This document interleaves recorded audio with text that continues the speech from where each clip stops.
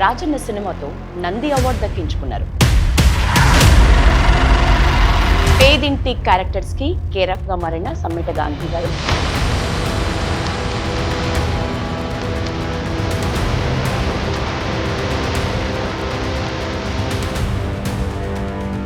So ఈ character నాకు పడుంటే బాగుండేది, ఈ క్యారెక్టర్ లో నేనైతే ఇంకా బాగా చేసి ఉండేవాడిని అనిపించిన క్యారెక్టర్ ఏదైనా ఉందా మీకు? ఈ రావు గోపాలరావు గారు వచ్చిన తర్వాత విలన్ దాన్ని మార్చాడు. అటువంటి క్యారెక్టర్ వస్తే బాగుండు, ఆ విధంగా అయితే నేను మోల్డ్ చేసుకుని చేయగలనని నా నమ్మకం. అప్పట్లో హీరోయిన్లను చూసే పద్ధతికి ఇప్పటికీ మార్పు ఏంటి, తేడా ఏంటి, ఏ టైంలో బాగుంది అని మీ ఫీలింగ్? మహానటి సావిత్రి గారు కానివ్వండి, యమున గారు కానివ్వండి, దేవిక గారండి, కృష్ణకుమారి అందరూ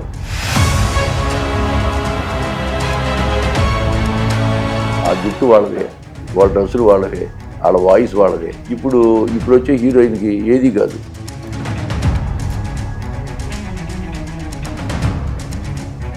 జనరల్ బజార్కి వెళ్ళేదన్నా ఇది కొనాలని వెళ్ళానుకో, వెళితే అక్కడ వచ్చిన వాళ్ళందరూ ఆడియన్స్ నాతో ఫోటోలు దిగుతుంటారు. మా అమ్మాయి అంటాను, మీరు ఎంత సెలబ్రిటీని తెలియదు డాడీ అంటుంటారు. మీరు తప్ప అందరూ గుర్తిస్తారమ్మా అంటారు. నేను ఫోన్ చేశాడు ప్రసాద్ గారు, నువ్వు వెయిట్ ఎంత అయ్యా అని అడిగాడు ఆయన. 80 కిలోలు సార్ అన్న. ఓకే, ఓ పని చేయి, గడ్డం పెంచుకుని 5 కిలోలు తగ్గి 20 రోజుల తర్వాత రావయ్యా, నువ్వు ఈ 5 కిలోలు తగ్గపోతే మాత్రం వేషం లేదని చెప్పాడు ఆయన. మొత్తానికి బాగా తగ్గి గడ్డ పెంచుకెళ్ళా. చూడగానే చైతన్య రైటర్ అన్నాడు, అదిగో ప్యాంటు షర్ట్లో ఉంటే సాంబ వేస్తున్నాడు అన్నాడు ఆయన.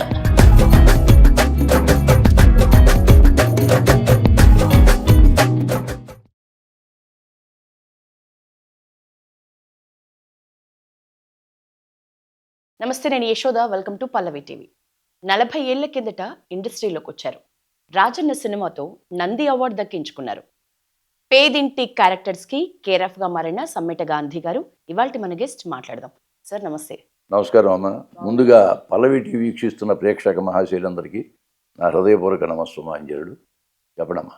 బాగున్నారా సార్? బాగున్నామమ్మా. 35 ఏళ్ల కిందట గ్యాంగ్ లీడర్ మెగాస్టార్ లాంటి ఒక హీరోతో మీరు మీ నటన ప్రస్థానం ప్రారంభించినారు. ఎన్నో సినిమాలు ఆ తర్వాత మెగాస్టార్ లాంటి హీరోతో. ఇప్పటివరకు అన్ని సినిమాల్లో మీకు బాగా నచ్చిన క్యారెక్టర్ మెగాస్టార్ హీరోకి సంబంధించి? ముందుగా ఇంటర్వ్యూ చేసే ముందు మా గురువు గారు విజయేంద్ర ప్రసాద్ గారు, రైటరు డైరెక్టరు, అంటే రాజన్న సినిమా డైరెక్టరు రైటర్ ఆయనే, వారికి మీ ఛానల్ ద్వారా పాదాభివందనం చేస్తున్నా. అంటే 30 సంవత్సరాల క్రితం చేసిన మాట వాస్తవం. మా గ్యాంగ్ లీడరు, రౌడీలో సినిమాలు చిన్న వేషాలు చేసేవాడిని. ఆ తర్వాత యాక్చువల్గా నా క్యారెక్టర్ అంటే రాజన్న క్యారెక్టర్ నాకు కరెక్ట్గా పడింది. అంటే అప్పుడు నేను బీడీఎల్లో వర్క్ చేసేవాడిని, భారత్ డైనమిక్స్ లిమిటెడ్ అని, దాంట్లో మినిస్ట్రీ ఆఫ్ డిఫెన్స్, దాంట్లో వర్క్ చేసేవాడిని. చేస్తూ అప్పుడు నాటకాలు వేసేవాళ్ళం కాబట్టి నాటకానుభవం చేత సరదాగా సినిమాలో కనపడాలని నా ఫ్రెండు మురళీమోహన్ రావు గారు ఉన్నాడు. ఆయన తోడళ్ళు గారి సత్యమూర్తి గారు, జి సత్యమూర్తి గారు, దేవిశ్రీ ప్రసాద్ ఫాదర్. ఆయన చైతన్యం సినిమాలో 87లో చైతన్యం అనే సినిమాలో చిన్న వేషం ఇచ్చారు. 87లో. ఆ తర్వాత గ్యాంగ్ లీడరు, దాదర్ ఎక్స్ప్రెస్, ఈ రకరకాలుగా ఒక 10-12 సినిమాలు చిన్న క్యారెక్టర్ చేశాను. పెద్ద కనపడలేదు. కానీ తర్వాత 2010లో రాజ్యంలో ఇచ్చిన వేషం నాకు వేషం. అది నాకు మంచి పేరు తెచ్చిపెట్టింది, నంది అవార్డు తెచ్చిపెట్టింది. దాని తర్వాత ఇప్పుడు 150 సినిమాలు చేశాను.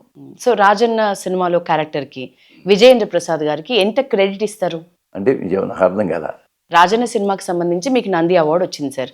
విజయేంద్ర ప్రసాద్ గారికి ఆ సినిమాకి సంబంధించి సక్సెస్ అవ్వటంలో ఎంత క్రెడిట్ మీరు ఇస్తారు? ఎంత క్రెడిట్? 100కి 100 ఇచ్చాను ఆయనకి, డౌటే లేదు. మా గురువు గారు ఆయన నాకు ఈ చిత్రసీమలో నాకు భిక్ష పెట్టింది ఆ మహానుభావుడు ఆయనే. దాని తర్వాత నేను ఎక్కడ వెనక్కి తిరిగి చూడలేదు. నాకు ప్రతి సంవత్సరం 10-15 సినిమాలు మినిమం చేస్తానే ఉన్నప్పుడు 150 సినిమాలు అయినప్పుడు. ఎప్పుడైనా అనిపించిందా సార్, ఇందాక మీరు చెప్పినట్లు డిఫెన్స్ దాంట్లో ఒక వర్క్ చేసిన వాళ్ళు మీరు ఎప్పుడైనా అనవసరంగా వదిలేసినా నేను ఇటువైపు సినిమాల్లోకి రాకుండా అటే ఉంటే ఇంకా బాగుండేదేమో, అట్లా ఎప్పుడైనా ఫీలింగ్ వచ్చింది? ఎందుకంటే అప్పటికే నేను సెటిల్ అయిపోయినానమ్మా. అప్పటికే మా ముగ్గురు పిల్లల పెళ్ళిళ్ళు అయిపోయినాయి, చదువులు అయిపోయినాయి, మంచి అల్లుళ్ళు కోళ్ళు వచ్చారో, ప్రశాంతంగా జీవితం నడుస్తుంది నాది. ఆ టైంలో నేను వీఆర్ఎస్ తీసుకొచ్చేసా బయటికి. కాబట్టి నేను అటువంటి ఫీల్ ఏమీ కాల. నేను బీడీఎల్లో ఉన్నప్పుడు మా మేనేజ్మెంటు, మా ఎంప్లాయీస్ కూడా నన్ను బాగా ఎంకరేజ్ చేశారు. అలాగే మా ఫ్రెండ్స్ అందరూ కూడా బాగా ఎంకరేజ్ చేసేవాళ్ళు. అప్పుడు కూడా నాటకాలు వేసాం. దాదాపుగా 200 అవార్డ్స్ నాటకాల్లో తీసుకున్నాను. సరే, ఒకవేళ సినిమాలు కానీ సీరియల్ ట్రై చేద్దామన్న ఉద్దేశంతోనే నేను బయటకు వచ్చాను. ఆ విధంగా సక్సెస్ అయ్యాం. సీరియల్స్ కూడా బాగా మంచి ఎంకరేజ్ చేశారు. డైరెక్టర్స్ కానీ నిర్మాతలు బాగా సీరియల్స్ కూడా బాగా చేశారు. ఆ తర్వాత సినిమాల్లోకి వచ్చారు. సినిమాలోకి వచ్చిన తర్వాత సీరియల్ మానేయవలసి వచ్చింది. ఎందుకంటే డేట్స్ క్లాష్ వస్తుంది. సీరియల్ కంటే ముందు మీరు రంగస్థల నటులా సార్? రంగస్థలం నటుడు నేను. అది ఎంతవరకు ఉపయోగపడింది మీకు సీరియల్స్ లో నటించడం? బాగా ఉపయోగపడింది. ఎందుకంటే ఏదైనా పెద్ద పెద్ద ఒక పేజీ 2 పేజీలు డైలాగ్ వచ్చినా మేము భయపడే పని లేదు. ఒక 4 సార్లు కానీ చదువుకుని కంఠస్థ. ఏంటంటే కంత ఆవిడ కోటి ఆవిడ పడతాం సింగిల్ టేక్ ఓకే చేయటమే. ఆ విధంగా నాకు ఉపయోగపడింది. ఇది స్టేజీ మాతృక చెప్పాలంటే స్టేజీ నటన అనేది మాతృకమ్మ. తర్వాత టీవీ సీరియల్లో ఏముంది వెనక ప్రాంప్టింగ్ ఇస్తుంటారు చేసేస్తుంటాం. సార్ మాతృక అంటున్నారు మీరు. ఇప్పుడున్న ఆర్టిస్టులకైతే ఆ అనుభవం చాలా అరుదు.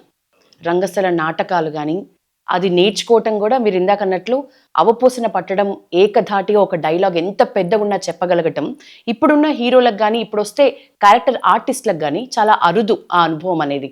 సో ఆ విషయంలో మీరు నేర్చుకున్న తొలినాళ్లలో అప్పుడు ఎట్లా నేర్చుకున్నారు? అంటే ఫస్ట్ స్టెప్ ఎట్లా పడింది? అంటే ఏమవుతుందంటే అమ్మా నాటకంలో క్యారెక్టర్ చేస్తున్నాం అనుకోండి, డైరెక్టర్ గారు మామూలుగా మనకి పోర్షన్ ఇస్తారు కదా, ఆ పోర్షన్ డే అండ్ నైట్ ఒక 5-6 రోజులు చదువుకునేవాళ్ళం. కంఠస్థ వచ్చేది. తర్వాత ఒక నెల రోజులు రిహార్సల్ చేసేవాళ్ళం. కాబట్టి స్టేజ్ మీదకి వెళ్ళినప్పుడు ఒక గంట సేపు నాటిక వేసామనుకోండి, ఆ నాటికలు ఎక్కడ తప్పు పడకూడదు. తప్పు పడితే ఆడియన్స్ ఈజీ చేస్తారు, ఏడం చేస్తారు. కాబట్టి నెల రోజులు ప్రాక్టీస్ చేసేవాళ్ళం. కాబట్టి ఒక డైలాగ్ పెద్ద డైలాగ్ ఉన్నప్పుడు దాన్ని ప్రాక్టీస్ చేసి చేయటం చాలా మొత్తం. ఇదివరకు నాకు కూడా సినిమాల్లో కూడా ఇదివరకు అక్కినేని నాగేశ్వరరావు గారు, రామారావు గారు, మహానుభావులు వాళ్ళు, ఎస్వి రంగారావు గారు, వాళ్ళ మాట చెప్పాలంటే ఒక్కొక్కడే ఉన్నారు. ఎస్వి రంగారావు గారు ఒక్కడే, ఎన్టీ రామారావు గారు ఒక్కడే, అక్కినేని నాగేశ్వరరావు గారు ఒక్కడే, రమణారెడ్డి ఒక్కడే, డార్లింగ్ ఒక్కడే, సూర్యకాంతం ఒక్కలే. ఇంకా ఆ ప్లేస్ రీప్లేస్మెంట్ కాలేదు. వాళ్ళందరూ కూడా ముందు సీన్లు తీసుకుని ప్రిపేర్ అయ్యేవాళ్ళు. ప్రిపేర్ అయ్యి అప్పుడు షార్ట్కి వచ్చేవాళ్ళు, ఈజీగా చేసేవాళ్ళు. అప్పుడు శ్రమ ఉండేది కదా. అప్పుడంతా రీల్ కదా, రీల్ తిరుగుతూ ఉండేది. ఎన్ని టేకులు తీసుకుని అంత నష్టం.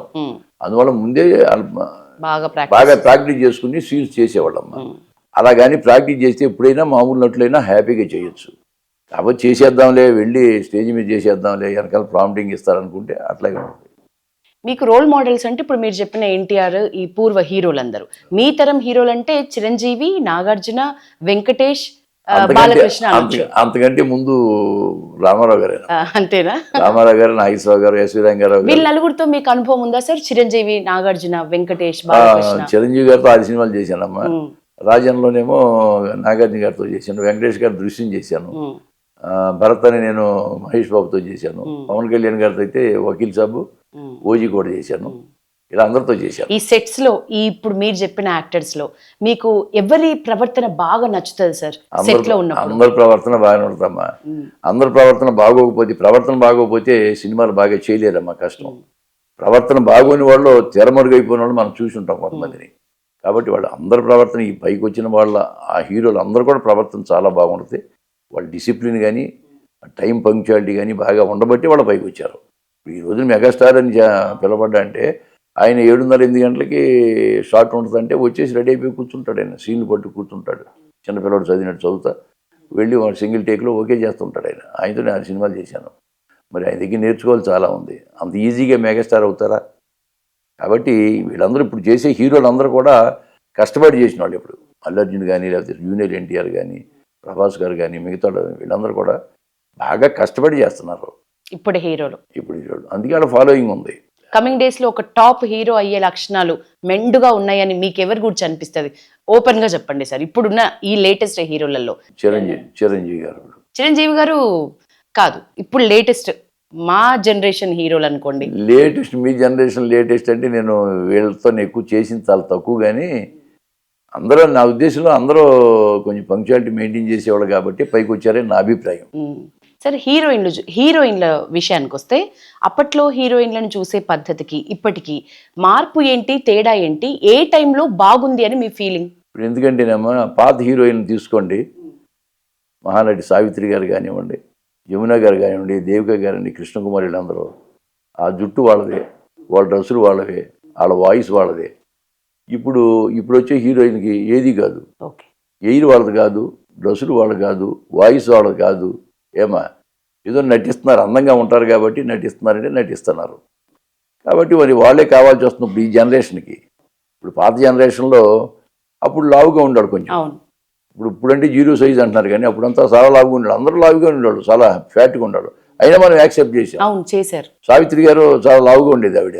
మరి ఆవిడ సినిమా చూస్తుంటే మనకి ఎంతో ఆనందంగా ఉండేది. ఆ సావిత్రి గారు అంటే ఇలా ఉండాలి హీరోయిన్ అంటే అనిపించేది.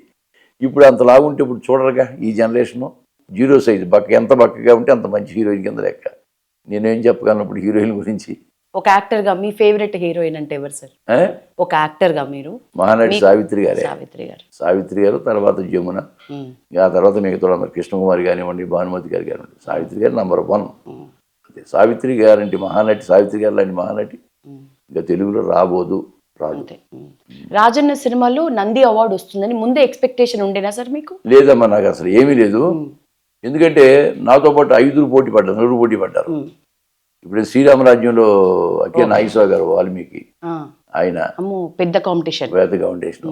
తర్వాత అయ్యో ఐదో సినిమాలో రాజేంద్ర ప్రసాద్ గారు, అలాగే బాలసుబ్రహ్మణ్య గారు, కె విశ్వనాథ్ గారు, ఆ నలుగురు, నేను 5 మందికి బెస్ట్ క్యారెక్టర్ ఆర్టిస్ట్గా కాంపిటీషన్ ఉంది. మీ జీవితంలోనే టఫెస్ట్ కాంపిటీషన్ సార్ అది. కాంపిటీషన్. తర్వాత ఎవరో ఒక రిపోర్టరు, సినిమా రిపోర్టరు, ఈ క్యారెక్టర్ ఆర్టిస్ట్ ఎవరంటే రాజన్నలో చేసిన సాంబయ్య క్యారెక్టర్ చేసిన అతను సమ్మిడి గాంధీకి ఇవ్వాలన్నారట. మిగతా 11 మంది కూడా ఓకే అన్నారు. నాకెలా తెలిసిందంటే, నాకెవరు తెలియదు కదా యాక్చువల్గా. ఎస్ గోపాల్ రెడ్డి గారు ఉన్నారు కదా, కెమెరామెన్, ప్రొడ్యూసర్ కూడా, ఆయన చైర్మన్ దానికి కమిటీకి. నాకు తెలిసిన తర్వాత ఆయన అడ్రస్ తీసుకుని ఇంటికి వెళ్ళాను, స్వీట్ తీసుకుని వెళ్ళి, నమస్కారం సార్ అంటే, మీరు రాజ్యంలో చేసిన మీరే కదా అన్నాడు. అవును సార్, నాకు నంది అవార్డు వచ్చింది కదా, మిమ్మల్ని కలిసి వెళ్ళి థ్యాంక్ చెప్దామని వచ్చారంటే, నాకు థ్యాంక్ చెప్పాల్సిన అవసరం ఏమి లేదండి, పలానా రిపోర్టరు ఆయన మీ పేరు చెప్పాడు, మిగతా 10 మంది ఓకే అన్నారు, 12వ వాడు నేను కూడా ఓకే అన్నాను, ఇంకేం లేదు, నీ కాంపిటీషనే లేదండి అన్నాడు. నాకు చాలా ఆనందం అనిపించింది. అయితే నాకు నంది అవార్డు వచ్చినట్టంటే టీవీ చూస్తుంటే టీవీలో స్క్రోలింగ్ వచ్చింది, నంది అవార్డు అనౌన్స్ చేశారు. దాంట్లో క్యారెక్టర్ ఆర్టిస్ట్గా రాజన్న సినిమాలో సాంబయ్య పాత్ర సమ్మిడి గాంధీ అని, కానీ ఒకసారి నాకు చాలా సంతోషం అనిపించిందమ్మా. అప్పటి వరకు నాకు తెలియదు. ఈ సాంబయ్య క్యారెక్టర్ గురించి చెప్పండి సార్. అంటే మీరు దాన్ని ఎట్లా వంట పట్టించుకున్నారు, అంటే అంత న్యాచురల్గా ఎంత హోంవర్క్ చేసినారు? ఎందుకంటే ఇక మీకు చిరస్థాయిలో నిలిచిపోయేదంటే ఇప్పటి వరకు అయితే ఆ క్యారెక్టర్, దాని గురించి కొంచెం చెప్పండి. అంటే ఏముందంటే, యాక్చువల్గా అయితే ఆ క్యారెక్టర్కి సెలెక్ట్ చేసేటప్పుడు విజయేంద్ర ప్రసాద్ గారు చాలామందిని చూశారమ్మా. దాదాపు ఒక 25 మందిని ఇంటర్వ్యూ చేశారు. ఆయనకి నచ్చకపోతే ఆయన దగ్గర కేఎల్ ప్రసాద్ గారు ఒక ఆయన ఉంటాడు, రైటర్, ఆయన కూడా నాకు ఇట్లా క్యారెక్టర్ కావాలి, సాంబయ్య క్యారెక్టర్కి అది డిగ్నిఫైడ్గా ఉండాలి, కాకపోతే బక్క రైతు అంటే పిఎల్ నారాయణ లాగా ఉండాలి, స్టేజ్ ఆర్టిస్ట్ అయి ఉండాలి, నాకు సెలెక్షన్ అట్లా స్టేజ్ ఆర్టిస్ట్ కావాలి. నాకు స్టేజ్ ఆర్టిస్ట్ అంటే చాలా ఇష్టం ఆయనకి. కావాలి, ఎవరిని ఉంటే చెప్పాయి అంటే, ఆయన అంట, సార్ సమ్మిడి గాంధీ అని అతను నాటకాలు వేస్తుంటాడు, ఆయన నాటకాలు నేను చూస్తుంటాను, అతనైతే మీరు చెప్పిన ఇవైతే ఆయనకి సరిపోతాయి, మరి పిలవమంటే పిలుస్తానంటే పిలవమన్నా అంట. నేను 2 గంటలకి ఓ రోజు నేను తిని పడుకుంటే ఫోన్ చేశాడు ప్రసాద్ గారు ఫోన్ చేసి, గాంధీ ఎక్కడ ఇంట్లో ఉన్నాయండి, మీరు అర్జెంటుగా అన్నపూర్ణ స్టూడియోకి రండి అన్నాడు. నేనేమంటే ఎందుకని అడగల, వెళ్ళా అన్నపూర్ణ స్టూడియోకి. లోపలికి వెళ్ళిన తర్వాత వాళ్ళంతా ఉన్నారు, విజయేంద్ర ప్రసాద్ గారు, కేఎల్ ప్రసాద్ గారు, కీరవాణి గారు, తర్వాత ఆదుర్తి రవి గారు అని కో-డైరెక్టరు, ఆదుర్తి సుబ్బారావు గారు తమ్ముడు కొడుకు, చైతన్య అని ఇంకొక ఆయన, మొత్తం అంతా కూర్చున్నారు. ఈయనే సార్ అని పరిచయం చేశారు. నీ ఎంత నువ్వు వెయిట్ ఎంత అయ్యా అని అడిగాడు ఆయన. 80 కిలోలు సార్ అన్న. ఓకే, ఒక 5 కిలోలు తగ్గలవా 20 రోజుల్లో? 20 రోజుల్లో తగ్గుతాను సార్ అని చెప్పా. ఆయనకి డైలాగులు ఇవ్వండి అయ్యా, సీన్ ఇవ్వండి అన్నాడు. ఆ అసిస్టెంట్ డైరెక్టర్ తీసుకొచ్చి సీన్ ఇచ్చాడు నాకు. నువ్వు 1 గంటలో ఆ డైలాగులు చెప్పబోయా అన్నాడు. నేను వెళ్ళా స్కూటర్ స్టాండ్లో కూర్చొని డైలాగులు చదువు 10 నిమిషాలు వెళ్ళి, సార్ చెప్తాను సార్ అన్న. 10 నిమిషాలు ఓన్ అయిందన్నాడు. ఓన్ సార్ అని చెప్పాను. చెప్పమన్నాడు, చెప్పేశా. బాగుందయ్యా, తెలంగాణ స్లాంగ్లో చెప్పన్నాడు. ఒకసారి అనుకుని చెప్తాను సార్ అన్న. సరే ఓకే, 2 నిమిషాలు టైం ఇచ్చారు, అనుకుని తెలంగాణ స్లాంగ్లో చెప్పా. ఈ సీను అక్కడ గుడిసి ఉంది, ఇక్కడ జమీందారు ఆవిడ వస్తుంది, వాళ్ళని చూసుకుంటూ చెప్పబోయా అన్నాడు. అక్కడ వీడియో తీస్తామన్నారు. అక్కడ గుడిసి ఉన్నట్టు, నా పిల్ల ఉన్నట్టు, ఇక్కడేమో జమీందారు ఉన్నట్టు, అంతా అలా చేసుకుని చెప్పేశాను. చాలా బాగుందయ్యా, ఓకే, ఒక పని చేయి, గడ్డం పెంచుకుని 5 కిలోలు తగ్గి 20 రోజుల తర్వాత రావయ్యా, నువ్వు వేషం ఇస్తాను అన్నాడు. ఈ 5 కిలోలు తగ్గపోతే మాత్రం వేషం లేదని చెప్పాడు ఆయన. సరే, వచ్చిన తర్వాత 20 రోజులు తిండి మానేసి మొత్తానికి బాగా తగ్గి గడ్డం పెంచుకెళ్ళా. చూడగానే చైతన్య రైటర్ అన్నాడు. అదిగో ప్యాంటు షర్ట్లో ఉండే సాంబయ్య వస్తున్నాడు అన్నాడు. అన్నట్టుగా ఓకే అనుకున్నాను నేను. వెళ్ళగానే చూసి ఓకేనా నీ క్యారెక్టర్ ఓకే, మిగతా విషయాలు మాట్లాడుకో మేనేజర్తో అన్నాడు. సరే వీళ్ళు ఓకే అన్నారు సార్, మరి అంటే ఎంత తీసుకుంటారు ఏంటి అన్నాడు. నేనేం తీసుకోనండి, మేము మామూలుగా మీరు ఎంత ఇస్తే అంత అని. ఆ విధంగా సెలెక్ట్ చేశారు. అప్పుడు కూడా నెలకు 10,000 చొప్పున ఇచ్చారు నాకు అన్నపూర్ణ స్టూడియోలో. 1 year నడిచింది. నేను చేసింది 40 రోజులే, కానీ 1 year సినిమా నడుస్తున్నంతకాలం నెలకు వచ్చేవాడు నాకు టీడీఎస్ కట్ చేసి 9,000 నాకు వచ్చేస్తా ఉండేది అన్నపూర్ణ స్టూడియో వాళ్ళు. ఆ విధంగా చేయటం, ఆ సినిమా చాలా బాగా సక్సెస్ అవటం. నాకు 6 నంది అవార్డులు వచ్చినాయి అమ్మ. దాంట్లో 6 నంది అవార్డులు వచ్చినాయి. నాగన్య గారికి వచ్చింది, నాతో చేసిన యానీకి వచ్చింది. పాట అవని అమ్మ అవని ఆ పాటకు వచ్చింది. పాట రాసిన నా శివదత్త గారికి వచ్చింది. తర్వాత పాట పాడిన అమ్మాయికి వచ్చింది. ప్రొడక్షన్ కూడా వచ్చింది. 6 అవార్డులు వచ్చినాయి. ఇప్పుడు సాంబయ్య క్యారెక్టర్ని పక్కన పెడితే ఇన్ని క్యారెక్టర్స్లో, మిగతా క్యారెక్టర్స్లో మీకు బాగా నచ్చిన క్యారెక్టర్? వకీల్ సాబ్ ఉందిగమ్మా. వకీల్ సాబ్లో మంచి క్యారెక్టర్ చేశాను. అందులో పవన్ కళ్యాణ్ గారి కాంబినేషన్లో చేసేటప్పటికి మామూలు ఫాలోయింగ్ మామూలు అన్ని ఒక ఎత్తు, పవన్ కళ్యాణ్ సార్ ఒక ఎత్తు అంతే. సినిమా ఫీల్డ్ అంతా ఒక ఎత్తు, ఆయన అంతే. ఆయనతో చేసేటప్పటికి ఏమైందంటే ఎక్కువ మంది చూశారు. బయటికి ఎక్కడికి వెళ్ళినా కానీ గుర్తుపడతారు. బయటికి వెళ్ళినా వకీల్ సాబ్ ఆర్టిస్ట్, వకీల్ సాబ్ ఆర్టిస్ట్ అంటారు. ఆ తర్వాత ఇంకా బాగా నచ్చింది అంటే వెబ్ సిరీస్ రెక్కీలో పరదేశీ క్యారెక్టర్ చేశారు. మెయిన్ క్యారెక్టర్ నాదే. చాలా ఆయన అనేవాడు పోలూరు కృష్ణ గారు డైరెక్టర్, అంటే అనురాధ గారు పాపం నన్ను సెలెక్ట్ చేశారు, చీఫ్ కంటెంట్ ఆఫీసర్ ఆవిడ. కృష్ణ ఆయన అనేవాడు, నువ్వు చేసేది విలన్ క్యారెక్టర్ అయినా ఈ రెక్కీ సీరియల్కి నువ్వే హీరోనవే. హీరో ఇప్పుడు కూడా ఫోన్ చేసిన ఏడు హీరో చెప్పంటాడు. అంత బాగా జనాల్లో రిసీవ్ చేస్తున్నారమ్మ రెక్కీ. ఇదొకటి నాకు మంచి పేరు తెచ్చిపెట్టింది. సార్ ఎన్నో క్యారెక్టర్స్ మీరు చూస్తూ ఉంటారు, మీరు సినిమాలు చూస్తారు కదా. అవును. సో ఈ క్యారెక్టర్ నాకు ఉంటే బాగుండేది, ఈ క్యారెక్టర్లో నేనైతే ఇంకా బాగా చేసి ఉండేవాడిని అనిపించిన క్యారెక్టర్ ఏదైనా ఉందా మీకు? ఉంటాయి అంటే చాలా మామూలుగా, అంటే నేను క్యారెక్టర్ చేస్తూ ఉంటాను కదా. చేసినప్పుడు రావు గోపాలరావు గారు విలన్గా నాకు చాలా ఇష్టం. అంతకుముందు రాజనాథ్ గారు, సత్యనారాయణ గారు అంతా చేశారు, కానీ ఈ రావు గోపాలరావు గారు వచ్చిన తర్వాత విలన్ దాన్ని మార్చాడు, కొంచెం సైలెంట్గా చేయటం మొదలెట్టాడు. అదే విలన్తో నేను రెక్కీలో అడాప్ట్ చేశాను.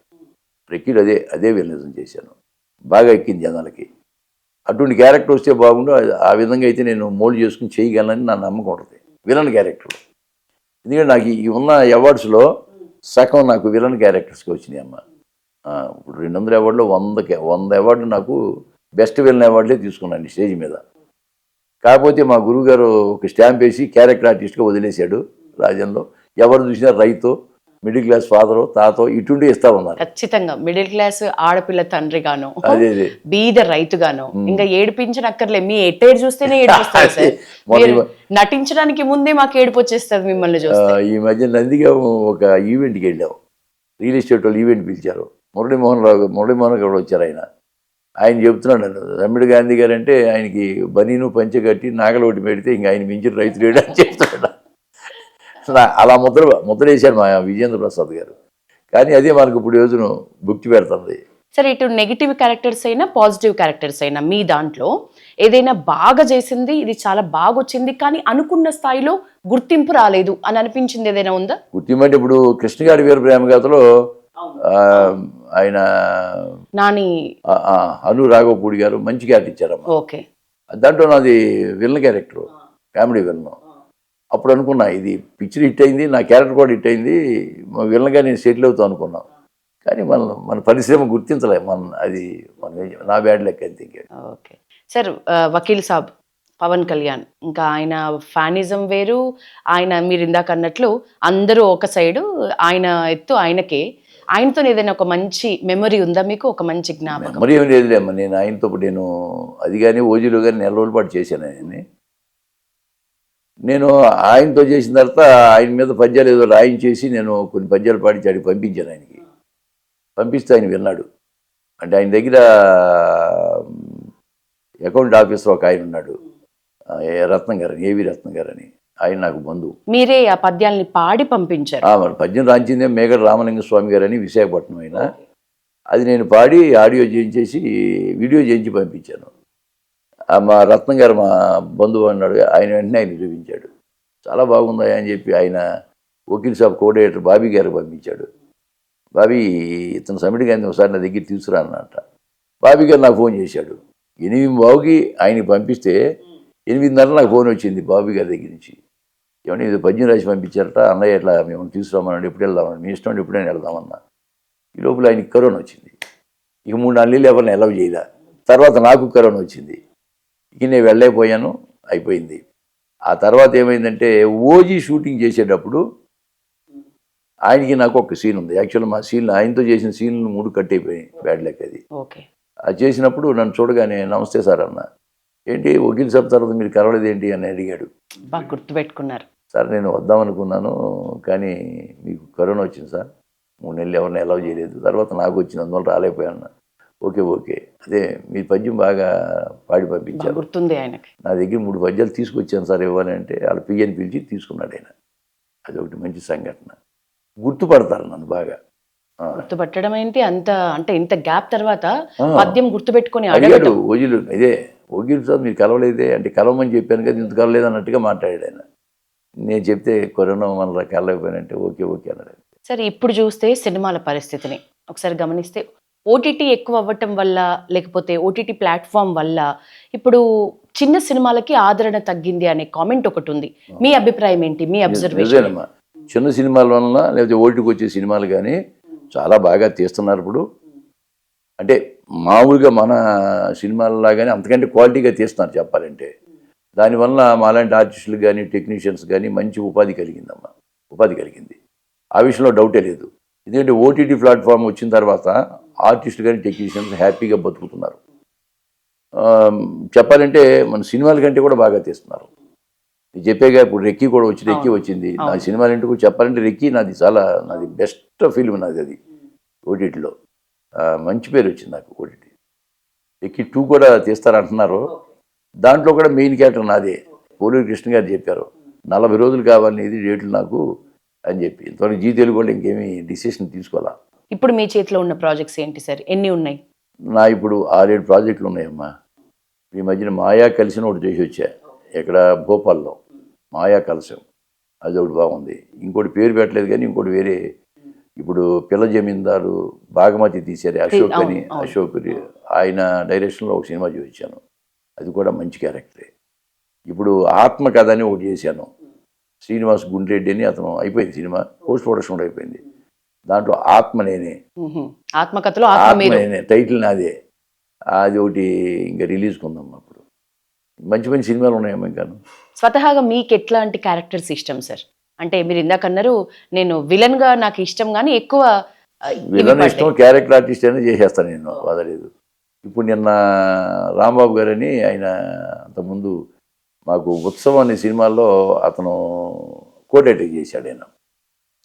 ఆయన ఇప్పుడు సినిమా తీస్తున్నాడు ఒకటి. ఎవరంటే ఉదయ్ భాను యాంకర్ గారు ఉన్నారు కదా మేడం, వాళ్ళ అమ్మాయి చెప్పాలండి. దాంట్లో హీరో హీరోయిన్ అంతా ఆ అమ్మాయి. అంటే చిన్నపిల్ల మీద, ఆ పిల్లకి తాతగా నిన్న పిలిపించి నాకు అడ్వాన్స్ ఇచ్చారు. అది రేపటి నుంచి షూటింగ్ ఉందమ్మా, 4 రోజులు. అది బాగుంది. అంటే పేరు ఇంకా పెట్టలేదు, నక్షత్ర అని అనుకుంటున్నారు. అమ్మాయి పేరు దాంట్లో నక్షత్ర అనుకుంటున్నారు, కానీ నక్షత్ర పేరు ఆల్రెడీ రిజిస్టర్ అయి ఉందంట. అందుకే టైటిల్స్ కోసం చూస్తున్నారు. అది ఒకటి ఇప్పుడు రేపటి నుంచి చెయ్యాలి. ఇంకా ఉన్నాయమ్మా, పేర్లు మర్చిపోతున్నాం, చాలా ఉన్నాయి. మంచి మంచి ప్రాజెక్ట్స్ ఉన్నాయి. సార్ మీరు సినిమాలు చూస్తే బెల్లంకొండ శ్రీనివాస గారి సినిమా ఒకటి చేసి వచ్చాను, ప్రాజెక్టే. మళ్ళీ అది ఒకటి ఉంది. తర్వాత పోలూరి కృష్ణ గారు దర్శకత్వంలో ఒక సినిమా మొదలవుతుంది. రేపు నాకు 16 నుంచి డేట్లు ఇచ్చారు, 10 రోజులు. అది ఒకటి ఉంది. ఇవి చాలా ఉన్నాయి. డేట్లు క్లాష్ వస్తున్నాయి కొన్ని. బాగా కష్టం అనిపించిన క్యారెక్టర్ ఏదైనా ఉందా సార్? అంటే ఏది లేదమ్మా, ఏది లేదు, అంత ఈజీగా చేయటమే. పలానా క్యారెక్టర్ కష్టం అనేది నాకేమనిపించలేదు. అదే డైరెక్టర్ మనకి ఫ్రీనెస్ ఇస్తే చేసేస్తూ ఉంటాం. కొంతమంది డైరెక్టర్లు అంటే నేను చెప్పినట్టు చేయమన్నా అనుకోండి, వాళ్ళు చెప్పినట్టు చేయడానికి కొంచెం టైం పడుతుంది. డైలాగ్ ఓన్ చేసుకోమన్నా అనుకోండి, ఓన్ చేసుకోమన్నా ఆ డైలాగ్ ఓన్ చేసుకున్నట్టుగా మనం చెప్తే చక్కగా వస్తుంది. లేదు నేను రాసినట్టు అక్షరం చెప్పాలనుకోండి, అది కొంచెం టైం పడుతుంది. యాస్టిక్ చెప్పాలంటే కొంచెం టైం పడుతుంది. సాధారణంగా ఓన్ చేసుకోమంటారు, ఎందుకంటే ఉన్న అనుభవం మీద వాళ్ళ డైరెక్టర్స్కి ఏంటంటే ఓన్ చేసుకుని చెప్తే పేరు వచ్చేది ఆయనకే కదా, కాబట్టి ఫ్రీనెస్ ఇస్తారు. సార్ అల్టిమేట్గా అంటే ఇట్లా క్యారెక్టర్ ఆర్టిస్ట్ అవ్వాలని వచ్చినారా ఈ ఇండస్ట్రీలోకి, లేకపోతే ఇక ముందు ఇంకా ఎక్కడి దాకా వెళ్ళాలనే ఒక గోల్ లాంటిది ఏమైనా ఉందా? ఏమీ లేదమ్మా, నాకు గోల్ అంటూ ఏం లేదమ్మా. ఫ్లోలో వెళ్ళాను, 33 సంవత్సరాలు ఉద్యోగం చేసుకున్నా. అది మాకు పృథ్వీ మిజైల్ అని అబ్దుల్ కలాం గారు మా బాసు. అబ్దుల్ కలాం గారితో మాకు అటాచ్మెంట్ ఉండేది ఎక్కువ. ఆయన చేసాం, 33 ఇయర్స్ చేసాం. ఇంకో 5 సంవత్సరాలు సర్వీస్ ఉంది. పిల్లలు చదువులు అయిపోయినాయి, పెళ్ళిళ్ళు అయిపోయినాయి. ఇంకెందుకు బయటకు వచ్చేద్దాం, ఇంకాను 5 సంవత్సరాల అమౌంట్ మనకు వచ్చేస్తుంది. తర్వాత ఏదైనా సీరియల్ అని ట్రై చేద్దాంలే, సీరియల్స్ ట్రై చేద్దామనే ఉద్దేశం బయటకు వచ్చాం. సీరియల్ చేసాం కొన్ని, నా పేరు మీనాక్షి, బంగారు బంజరం, తర్వాత సూర్యవంశం, పుట్టింటి పట్టుచీర లాంటి అన్నీ మెయిన్ క్యారెక్టర్లు చేసాం. ఆ తర్వాత అనుకోకుండా రాజ్యంలో వేషం పడింది. ఇక రాజ్యంలో వేషం పడిన తర్వాత ఇక నేను వద్దన్న సినిమాలు వస్తానే ఉన్నాయి నాకు. అంతే జరిగింది తప్పితే నాకు గోరంటూ లేదు. సినిమాలో చేయాలని పెద్ద పేరు రావాలనేది ఏం లేదు. అవి పేరు వస్తుంది, అలాగే డబ్బులు వస్తున్నాయి. ఏది ఎక్కువ తృప్తి ఇస్తుంది సార్? కదా, తృప్తి ఏది ఎక్కువ ఇస్తుంది? తృప్తి అదే నాకు. డబ్బు కంటే మనకి వేషం కావాలి మెయిన్. అలా అని చెప్పి ప్రతి ఒక్కరు ఒట్టిగా చేయమని చేయం కదా, ఎంతో కొంత డబ్బులు ఇస్తేనే కదా. కాకపోతే ప్రాజెక్ట్ను బట్టి నేను డబ్బులు డిమాండ్ చేస్తాను. డిమాండ్ లేదు, అసలు డిమాండ్ లేదు. ఇందాక ఇక చూడండి, మేనేజర్ని పెట్టుకోలేదని. మేనేజర్ని పెట్టుకుంటే ఒకసారి నాకేమవుతుందంటే, మేనేజర్ వల్ల కొన్ని లాభాలు ఉండొచ్చు, కానీ వాళ్ళకి ఎందుకంటే ఎక్కువ రేట్ చెప్పారనుకోండి, పిలవడం మానేస్తారు వాళ్ళు. నేను అనుకోండి ఇంత అని చెబుతా, అబ్బాయి 10 రూపాయలు తీసుకుంటాను అనుకో, వాడు 5 ఇస్తానంటాడు, లేదా ఒక 8 అంట, 6 ఇస్తానంట. ఆ విధంగా ఫిక్స్ అవుతాం. అలాగే నేను పోతున్నాను కాబట్టి నాకెప్పుడు సినిమాలు చేతిలో లేవన్న ఆ బాధే లేదు అసలు. మొత్తానికైతే ఇండస్ట్రీలో ఇంకా చాలా క్యారెక్టర్స్ మీకు ఉన్నాయి రాసిపెట్టి, ఎన్నో రకాలుగా మిమ్మల్ని చూస్తున్నాం మేము. కానీ ఎటొచ్చి అసలు యాక్టింగ్ పెద్దగా నేర్చుకోకున్నా కూడా నేను ఇంట్రోలో చెప్పినట్లు పేదింటి క్యారెక్టర్స్కి కేర్ ఆఫ్ మీరు అనే ఎక్కువ ముద్ర పడుతుంది. దీనికి సంబంధించి మీకు ఎట్లుంటుంది ఫీలింగ్? నాకు బాగానే ఉందమ్మా. బయటికి వెళ్తే బాగా గుర్తుపడతారు, ఆ సినిమాలో అది చేశారు, ఈ సినిమా చేశారు, ఫోటోలు దిగుతుంటారు, అది ఒక హ్యాపీ. ఇప్పుడు ఒక సంఘటన చెబుతా. నా సినిమాలు మా పిల్లలు తక్కువ చూస్తారు చెప్పాలంటే. మా పిల్లలతో, మా అమ్మాయిలతో కానీ మా అబ్బాయితో కానీ ఎక్కడన్నా జనరల్ బజార్కి వెళ్ళేదన్నా ఇది కొనాలని వెళ్ళానుకో, వెళితే అక్కడ వచ్చిన వాళ్ళందరూ ఆడియన్స్ నాతో ఫోటోలు దిగుతుంటారు. మా అమ్మాయి అంటారు, మీరు ఎంత సెలబ్రిటీని తెలియదు డాడీ అంటారు. మీరు తప్ప అందరూ గుర్తిస్తారమ్మా సరదాగా. అలాగూ అది ఒక ఆనందం కదమ్మా. ఒక పాప సార్ మీకు? అమ్మా, ఒక పాప, 2 అమ్మాయిలు, ఒక బాబు. మధ్యలో బాబు. వాళ్ళు ముగ్గురు ఇంజనీరింగ్ చేశారు. పెద్ద అమ్మాయి ఏమో ఎంఎస్సీ ఇన్ఫర్మేషన్ టెక్నాలజీ, అబ్బాయిను అమ్మాయి ఏమో బీటెక్. అబ్బాయి ఎంఎస్సీ లండన్లో చేశాడు, మంచి పొజిషన్. మా 2 అల్లుళ్ళు, తర్వాత మా కోడలు కూడా బాగా ఎడ్యుకేటెడ్, వాళ్ళు అంత బీటెక్. మా కోడలు ఎంసీఏ గోల్డ్ మెడలిస్టు. వీళ్ళందరూ కూడా బాగా మంచి ఉద్యోగాల్లో ఉన్నారు. అంటే మా పిల్లలు ఉద్యోగం ఉన్నారు. బయట మా అమ్మాయిలు ఉద్యోగం చేయట్లేదు కోళ్ళు, కానీ ఆడవాళ్ళు చేయట్లేదు. జెంట్స్కి మంచి జాబ్ ఉంది, మంచి జీతాలు. భగవంతుడి వల్ల ఇల్లు కొనుక్కుని బాగా హ్యాపీగా సెటిల్ అయ్యారు. ఇల్లు కొనుక్కుని హ్యాపీగా సెటిల్ అయ్యారు. ఏం బాధలేదు. Cool life. కూల్. నాది ప్రశాంతమైన లైఫ్. కాకపోతే అంటే మా మిసెస్ చనిపోయింది. 18 సంవత్సరాలు అయింది. ఇప్పుడు మీరు చూశారుగా, ముసలావిడ మాకు వండి పెట్టడానికి తీసుకొచ్చాం. ఆవిడ చక్కగా వేళకు వండి పెడతా ఉంటుంది. తినేసి నేను డ్రామాలు వేసుకుంటూ అదే సినిమాలు షూటింగ్ చేసుకుంటూ ఫ్రెండ్స్తో ఎంజాయ్ చేస్తాను అంతే. సార్, ఇప్పుడు కొత్త జనరేషన్లో క్యారెక్టర్ ఆర్టిస్టులు అవ్వాలని చాలా తపనతో చాలామంది ముందుకు వస్తున్నారు. ఇండస్ట్రీలో ఒక్క ఛాన్స్ దొరికితే చాలు, అడుగు పెడితే చాలు అని. అట్లాంటి వాళ్ళకి ఎట్లాంటి సజెషన్స్ మీ నుంచి? ఇప్పుడు ఒకటి ఉందమ్మా, సినిమా స్టార్ట్ అవుతుందంటే చాలామంది ఆఫీస్కి వెళ్ళాలి, ఫోటోలు ఇస్తారు సాధారణంగా. ఫోటోలు డైరెక్షన్ డిపార్ట్మెంట్ వాళ్ళు మేనేజర్తో చూసి ఈ క్యారెక్టర్కి ఇతనైతే బాగుంటాడేమో అన్న అవకాశం ఇవ్వాలి. ఇప్పుడు నాదే గొప్ప ఏం లేదు, నేను కాకపోతే నా క్యారెక్టర్ చేసేవాళ్ళు 100 మంది ఉన్నారు వెనక. కాకపోతే నాకు అవకాశం వచ్చింది అంతే. ఇప్పుడు రాజ్యంలో అవకాశం రాబట్టే కదా నేను 150 సినిమాలు చేశాను. అదే అవకాశం వేరే వాళ్ళు దొరికినా కానీ వాళ్ళు కూడా ఇది అవ్వచ్చు. నేను పెద్ద ఆర్టిస్ట్ అని నేను చెప్పుకోవటం కాదు, కాకపోతే అవకాశం రావాలి, వాళ్ళ అదృష్టం కూడా కలిసి రావాలి కదా. అవకాశం వచ్చేంత వరకు కూడా ఓపికగా ఉండాలి. అవకాశం ఓపిక ఉండాలి, తిరగాలి. కొంతమందికి 30 సంవత్సరాలు పట్టవచ్చు అవకాశం రావడానికి, కొంతమంది 30 రోజులు పట్టవచ్చు, కొంతమందికి ఒకరోజు ఒక నైట్లో ఓవర్ నైట్లో స్టార్డమ్ రావచ్చు. సో ఇప్పుడు ఇండస్ట్రీలో ఒకప్పుడు మీ టైంలో సినిమాల్లో రాజకీయాలు ఎట్లుండే, ఇప్పుడు ప్రస్తుత రాజకీయాలు మా రిలేటెడ్ అడుగుతున్నా ఎట్లున్నాయి? మార్పు ఏంటి సార్? అప్పట్లో టైం బాగుండేనా, ఇప్పుడు బాగుందా? అప్పుడు ఇప్పుడు ఒకలాగానే ఉందమ్మా. ఇండస్ట్రీలో హీరోస్ ఉన్నారనుకోండి, ఫేవరెట్స్ చాలామంది ఉంటారు. ఈ మా ఫేవరెట్, ఈయన ఫేవరెట్ అని చెప్పి ఫేవరెట్స్ మధ్యలో కొట్టాడే కానీ హీరోలకి ఎవ్వరికి మధ్యలో కొట్టాడు ఉండదు. అందరూ కలిసే ఉంటారు. పిచ్చోళ్ళు వీళ్ళు ఈ ఆడియన్స్ కొట్టుకోవాల్సిందే. కాబట్టి అదేమీ రాజకీయాలు లేవు. అప్పుడు కూడా నాగేశ్వరరావు గారు, రామారావు గారు కూడా ఒక సినిమా ఆయన వచ్చి ఒక సినిమా ఈయన పోటాపోటీ ఉండేది. వాళ్ళిద్దరు బ్రహ్మాండంగా ఉండేవాళ్ళు. మధ్యన ఫూల్స్ ఎవరంటే వీళ్ళే. కాబట్టి ఇండస్ట్రీలో రాజకీయాలు ఉండమా, ఉంటే లోపగారిగా రాజకీయాలు ఉండొచ్చేమో, కానీ బయట మాత్రం పడరు, బయటపడేవాడు కాదు. ఇప్పుడు కూడా అంతే. ఇప్పుడు అందరూ బాగా కలిసి ఉంటారు. ఇప్పుడు హీరోలు అందరూ బాగా చక్కగా కలిసి ఉంటారు. ఫైనల్ క్వశ్చన్ సార్, మీరు సినిమాలు రెగ్యులర్ గా చూస్తూ ఉంటారా? చాలా తక్కువ అమ్మా. తక్కువ. ఈ మధ్య కాలంలో మీరు చూసిన సినిమా మీకు బాగా నచ్చింది ఏదైనా? అనగానగా ఒక రోజు చూశాను. అనగాని రోజు నాకు మంచి క్యారెక్టర్ వచ్చింది. ఆ కుర్రాడు నవీన్ పోలిశెట్టి మంచిగా, దాంట్లో నేను లాస్ట్ హాఫ్ అన్ అవర్లో ఎమోషనల్ సీన్స్ నాకు పడినాయి. అది హిట్ అయింది సినిమా. నా క్యారెక్టర్ కూడా మంచి పేరు వచ్చింది. సో సినిమాలు తక్కువ చూస్తారు మీరు? తక్కువ చూస్తాను, చాలా తక్కువ. ఇప్పటివరకు మీకు బాగా ఇష్టమైన మూవీ అంటే ఏం చెప్పొచ్చు? నా రాజన్నే. ఓకే, నా రాజన్న. లేకపోతే పాత సినిమా అయితే మాయాబజారు. మాయాబజార్, శ్రీకృష్ణ పాండవి. మంచి మంచి మూవీస్ అవి నిజంగా. Thank you so much sir, చాలా మంచి సమయం మాకు ఇచ్చారు. మీ నటన ప్రస్థానం గురించి, అట్లాగే ఇప్పుడు రాబోయే వాళ్ళు ఎంత ఓపికగా ఉంటే ఒక ఛాన్స్ దక్కించుకోవచ్చు అనే మెలకువలు కూడా చెప్పినారు. Thank you sir. Thank you.